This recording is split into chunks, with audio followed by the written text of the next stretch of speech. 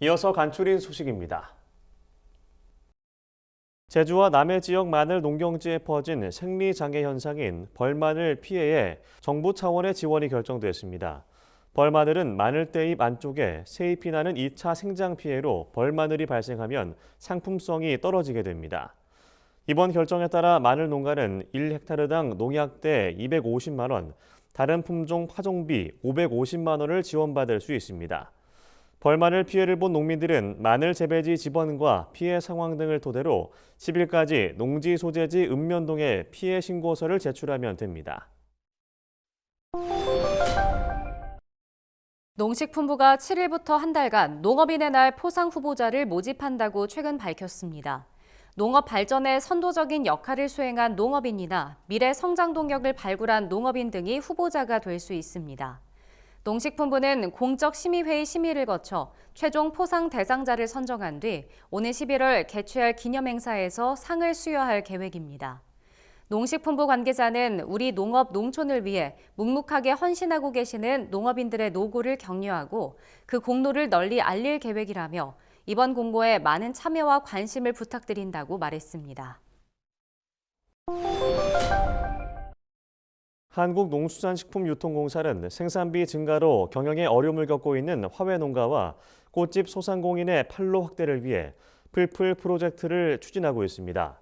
그 첫 시작으로 AT는 지난달 19일부터 25일까지 롯데백화점 영등포점 앞에서 플라워 플리마켓 특별전을 열고 프리지아와 장미 등 50여 종의 생화와 화분 판매를 지원했습니다.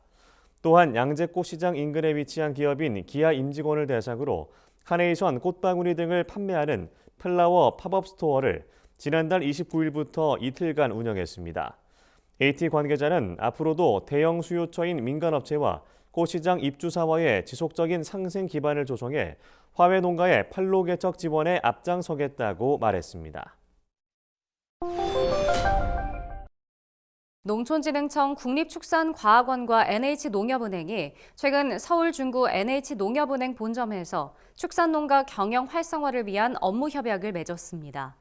이번 업무 협약은 축산 연구개발 성과를 축산농가에 신속히 보급하고 그 과정에서 필요한 정책 자금을 지원해 축산농가 경영을 안정화하자는 취지에서 마련됐습니다.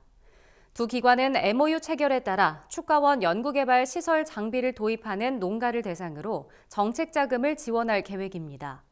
또 축산 교육과 상담을 위한 전문 인력을 뒷받침하고 축산 관련 최신 기술, 연구 자료도 공유할 방침입니다. 농식품부는 외국인 등 농업 근로자의 주거 여건을 개선하기 위해 농업 근로자 기숙사 10곳을 준공한다고 최근 밝혔습니다.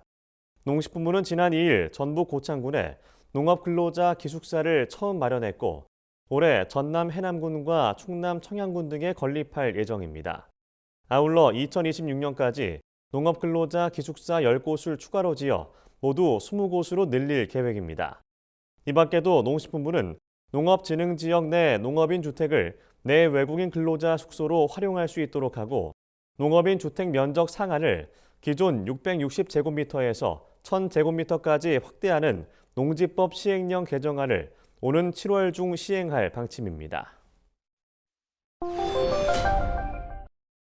산림청이 강원 횡성의 싱싱포레를 숲경영체험림 1호로 승인했다고 최근 밝혔습니다.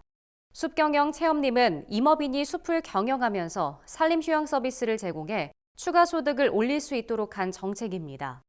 숲경영체험림으로 승인받으면 일정 금액의 사업비를 정부로부터 지원받을 수 있습니다.